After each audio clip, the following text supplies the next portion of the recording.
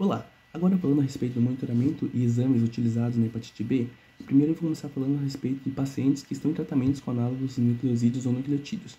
O monitoramento da resposta terapêutica elas devem ser avaliadas em 4 parâmetros, no parâmetro virológico, no parâmetro sorológico, bioquímico e histológico. Essas respostas elas devem ser avaliadas antes e após o seu término do tratamento.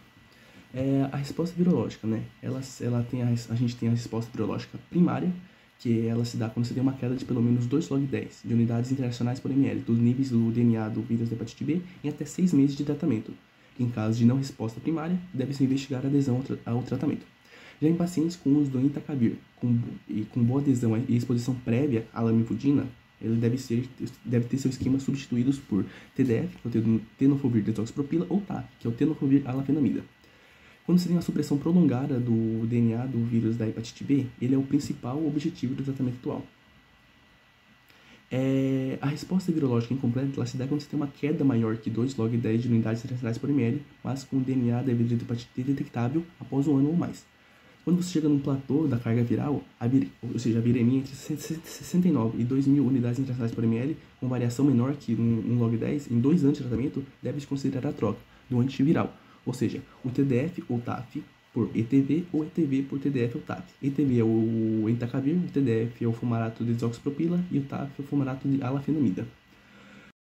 Outro parâmetro é a resposta sorológica, visto que um desfecho importante é a indetecção do HBeAg, que é o antígeno E da hepatite B, e a soroconversão para anti-HB, que é o anticorpo que ocorre após a soroconversão do HBeAg. É um desfecho relevante para pacientes com HBeAg reagente no início da terapia, pois representa um controle imune parcial, gerando uma baixa replicação viral e evoluindo para a fase 3.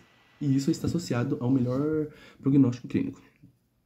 Falando também a respeito da cura funcional, né, ocorre quando você tem uma indetecção sustentada de HBsAg, que é o antígeno de superfície do vírus da hepatite B, independente da conversão para anti-HBs, que é um anticorpo específico contra o vírus da hepatite B. Ele é um desfecho ideal do tratamento porque representa a supressão estabelecida, né, da replicação do vírus da hepatite B e a expressão de proteínas virais. Você tem essa supressão. Agora, falando a respeito da resposta bioquímica, ela se dá quando você tem uma normalização dos níveis de alanina aminotransferase. E, por fim, a resposta histológica é quando você tem uma redução da atividade necroinflamatória sem a piora da fibrose, comparado antes e após o tratamento. Agora, falando a respeito de alguns exames complementares que são utilizados, por exemplo, em investigações de coinfecções, eu vou colocar na tela o quadrozinho deles. Nós temos como, por exemplo, o anti-HBAg, que é o anticorpo da hepatite A, teste rápido para HIV, sífilis e vírus da hepatite C, o anticorpo para o vírus da hepatite D, e também outros exames que são feitos em rotinas, como hemograma completo, creatinina ureia, sódio, potássio, fosfato, alanina aminotransferase, bilirrubinas totais e frações. Também você tem glicemia em jejum, o beta-HCG, no caso de mulheres cis e homens trans em período reprodutivo, colesterol total e frações de triglicerídeos. Agora, falando a respeito dos exames, né, que são utilizados para avaliação da resposta terapêutica. Eles são divididos em pré-tratamentos ou durante o tratamento. Alguns são feitos no pré-tratamento, os outros são feitos durante o tratamento. Dentre esses exames se destacam o HBV-DNA, né, que é a detecção do vírus DNA do vírus da hepatite B, o HBAg, que é a detecção do antígeno E da hepatite B, o antígeno S da hepatite B, o anticorpo para a hepatite B e também a endoscopia digestiva alta, que é realizada durante, ela é indicada, no caso, né, para pacientes que estão com cirrose. E também outro exame importante é a respeito da ultrassonografia de abdômen, né, que é utilizado para o rastreamento de cirrose hepática celular com utilização da técnica de ultrassonografia. Outro ponto importante é o monitoramento durante o uso de alfa-peginterferona. O monitoramento ele deve ser mais intensivo devido à maior toxicidade desse medicamento. Quando a quantificação for feita, né, na 24ª semana, se ocorrer uma redução menor que 2 log-10 de unidades internacionais por ml do DNA do vírus da hepatite B, deve descontinuar a alfa-peginterferona e iniciar os análogos de nucleotídeos. Se a redução for maior ou igual a 2 log-10 de unidades internacionais por ml, mas ainda assim o paciente tem uma boa tolerância, deve manter até 48 semanas. Caso não haja detecção do HBsAg, ou seja, o antígeno de superfície do vírus da hepatite B, deve-se iniciar os análises nucleotídeos após o término da terapia com alfa-PEG-interferona. Agora eu vou falar a respeito de alguns exames que devem ser feitos, né, durante o uso de alfa-PEG-interferonas. Dentre eles se destacam o hemograma completo, de 1 a 3 meses, a alamina aminotransferase mensal, glicemia em jejum, TSH e T4, tiroxina livre a cada 3 meses, e o HBAg, que é um anticorpo específico da hepatite, o antígeno específico da hepatite B, deve ser feito de forma semestral até 1 ano do término do tratamento. Agora, falando sobre o monitoramento de pacientes com infecções crônicas pelo vírus da hepatite B sem indicação de tratamento. Ocorre que, devido à natureza dinâmica das infecções crônicas pelo vírus da hepatite B, as pessoas que não estão em tratamentos, elas devem ser avaliadas regularmente para os critérios que indiquem tratamentos. No caso, são 3. Indivíduos em fase 1, o que é?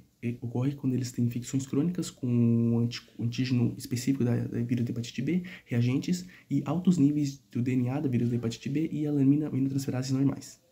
Esses pacientes, né, com idades inferiores a 30 anos e que não prestam nenhuma indicações de tratamentos, né, normalmente eles devem ser acompanhados de 3 a 6 meses e recomendam-se dosagens de alamina aminotransferase a cada 3 a 6 meses e do DNA do vírus da hepatite B e do antígeno específico do vírus da hepatite B de 6 a 12 meses. Em segundo, são indivíduos em fase 3. O que é? Indivíduos que têm infecções crônicas com antígeno específico do vírus da hepatite B não reagentes e com valores do DNA da hepatite B menor ou igual a 2.000 unidades internacionais por ml e alamina aminotransferases normais.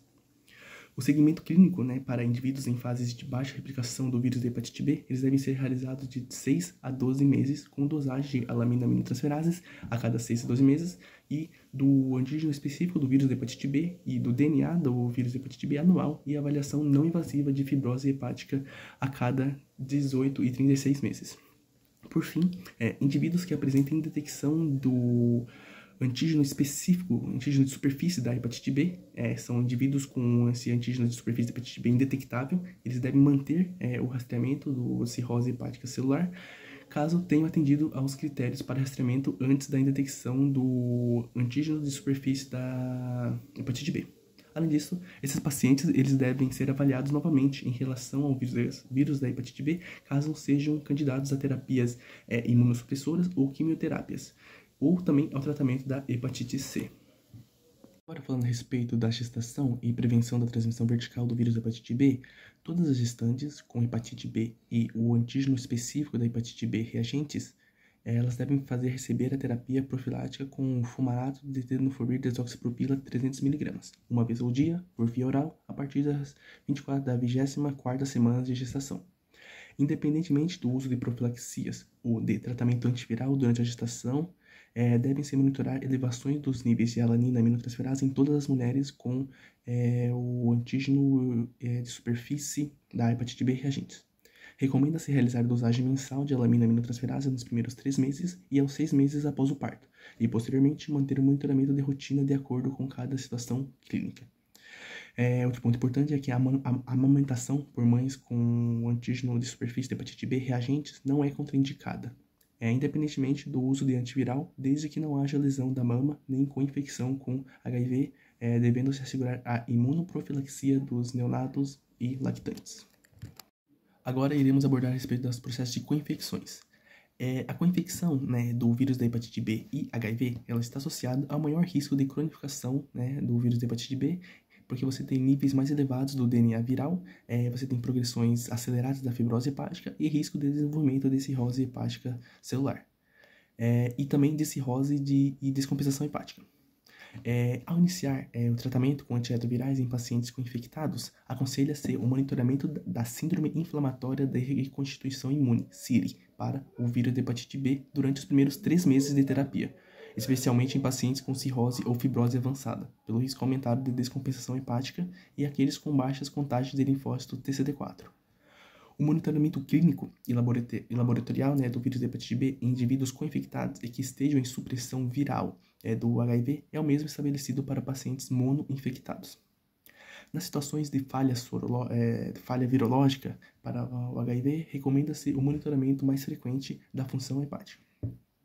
Agora vamos falar a respeito da co-infecção do vírus da hepatite B e o vírus da hepatite delta, ou seja, o HDV.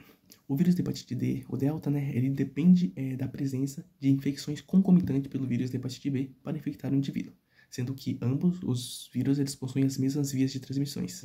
Para a definição do tratamento, eles devem se avaliar os níveis do RNA, que é um vírus de RNA da hepatite D, a viabilidade do monitoramento da carga viral do vírus da hepatite B, o estadiamento hepático e a presença de contraindicações absolutas ao uso de alfa-PEG interferonas. O monitoramento ele deve ocorrer, no caso, durante e após o tratamento. Em relação à pesquisa de co-infecções, aos exames de rotina e ao monitoramento das doenças hepáticas, devem-se seguir as mesmas recomendações válidas para os monoinfectados pelo vírus da hepatite B. Entretanto, existem algumas particularidades em relação ao segmento na co-infecção com o vírus da hepatite delta, como a não validade de métodos não invasivos para estadiamento hepático e a indicação de rastreamento semestral para cirrose hepática celular em todos os indivíduos.